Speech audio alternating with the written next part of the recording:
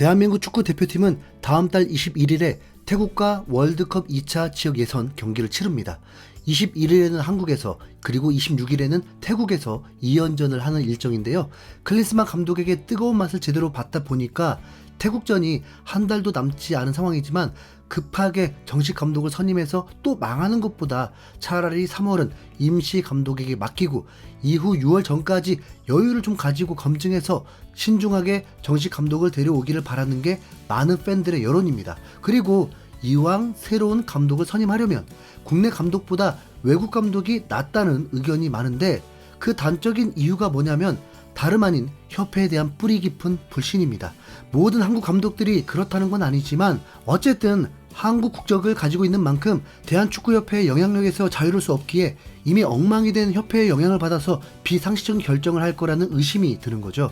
차라리 외국인 감독이 와야 축구협회의 영향을 덜 받을 거라는 생각에 한국이 아닌 외국 감독을 더 선호하고 있습니다. 실제 벤투 감독은 지난 2022년 11월에 협회를 향해 대놓고 쓴소리를 했는데 이번 시즌 한국 축구는 플레이오프와 결승전이 72시간 안에 모든 경기가 치러졌다. 사실 선수들 휴식은 필요 없고 중요한 게 돈, 스폰서 이런 게 아닌가 생각하고 있다라면서 대한축구협회가 대표팀의 성적보다도 돈을 더 밝힌다고 직격탄을 날렸던 겁니다. 월드컵 개막 직전에 이런 말이 나온 이유는 강팀과의 친선 경기를 하려면 국내가 아니라 원정으로 나가야만 했는데 축구협회가 굳이 국내에서만 평가전을 잡아서 A매치 수익을 노린다는 의혹이 있었거든요. 그나마 벤투 감독이 외국인이었기 때문에 이런 말이라도 할 수 있었던 거지 만약 국내 감독이었다면 협회의 만행에도 침묵했을 것 같다는 생각이 드는 건 사실입니다. 그런데 현 시점에서 3주 사이에 바로 외국인 감독을 정식 선임하기는 힘들죠. 월드컵 본선은 2026년이고 솔직히 말해서 아시아 지역 예선 정도는 임시 감독으로도 충분히 통과할 수 있다 보니 한국 팬들과 전문가들의 공통된 의견은 적어도 3월은 임시 감독 체제로 가자는 겁니다. 심지어 해외 감독들이 먼저 나서서 한국 감독직을 맡겠다는 의향을 밝히고 있는데 굳이 성급하게 국내 감독을 정식 선임해서 일 처리를 급하게 할 필요가 없잖아요. 게다가 국내 감독 중에 좋은 평가를 받은 감독은 이미 다 K리그를 맡고 있는 상황인데 개막 직전에 강제로 차출하듯이 데려가는 건 K리그 흥행에도 악영향이고요. 팬의 말을 개무시하고 클린스만 감독을 정몽규 회장 독단으로 뽑아서 그 좋은 아시안컵 우승 기회를 딸렸잖아요. 이번에도 정몽규 회장이 홍명보 감독을 내정하고 전력강화위원회는 하는 척만 할 거라는 말도 안 되는 소식도 나오는데 만약 또 그런 일이 발생한다면 그때는 팬들의 분노를 감당할 수 없을 겁니다. 제발 또 다른 대형 참사가 없길 바라면서 한국행에 관심을 보인 외국인 감독들을 살펴보니 유독 네덜란드 출신이 많았습니다. 필립 코쿠, 프랑크 더브루, 베르트 판베르베이크 이 감독들은 모두 네덜란드인으로 비슷한 시기에 한국에 러브콜을 보내면서 먼저 접촉을 해왔습니다.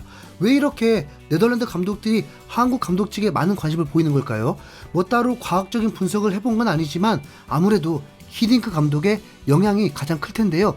2000년 이후 한국에 온 외국인 감독 숫자가 총 8명인데 그중 4명이 네덜란드인이고 포르투갈과 독일 감독이 각각 2명으로 한국 대표팀을 지휘했던 외국인 감독 절반이 네덜란드 출신이었습니다.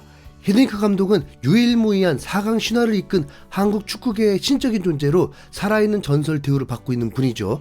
2002 월드컵 4강 신화에 대해 말하자면 하루를 다 써도 부족하기 때문에 아예 시작을 하지 않으려고 하는데 월드컵 이후에도 한국 축구에 미친 영향이 정말 상상 이상으로 엄청납니다. 한국 선수들의 유럽 진출을 도우면서 박지성이 맨유에 입성하는 시발점이 됐는데 그 이후로 프리미어리그의 역사가 이어지면서 결국 지금의 손흥민까지 올 수 있었잖아요. 또 히딩크 감독의 한국 사랑은 상상 이상이라서 유럽 축구 역사상 9명밖에 해보지 못한 유럽 3관왕이라는 업적을 세워놓고도 한국의 월드컵 4강이 가장 자랑스럽다는 말을 네덜란드 방송에서 할 정도였습니다. 더욱 감동적인 것은 이 대답을 미리 준비했는지 그 자리에서 직접 태극기까지 꺼내들면서 진심 어린 애정을 증명했죠. 이렇게 깊은 족적을 남긴 히딩크 감독 덕분에 네덜란드 감독에 대한 이미지도 일단은 기본적으로 먹고 들어가는 게 있습니다. 게다가 앞서 언급된 3명의 감독들 중에서 2명이 히딩크 감독의 제자 출신입니다. 그나마 그나마 제일 익숙하실 것 같은 필립 코쿠와 조금 낯설 수 있는 프랑크 더브르 감독이 네덜란드 대표팀에서 히딩크의 지휘 아래 1998년 프랑스 월드컵에서 4강까지 올랐죠. 당시 한국을 5대0으로 이기면서 트라우마를 심어줬던 기억도 문득 나네요. 네. 코쿠 감독과 더브르 감독은 1970년생 동갑으로 화려한 선수 경력까지 공통점입니다. 두 선수 모두 바르셀로나에서 활약하면서 프리메라 리가 우승컵을 들어 올리기도 했고요. 이후 코쿠 감독은 다시 아인토벤으로 복귀해서 히딩크 감독이 데려온 박지성, 이영표와 선수로서 함께 생활했습니다.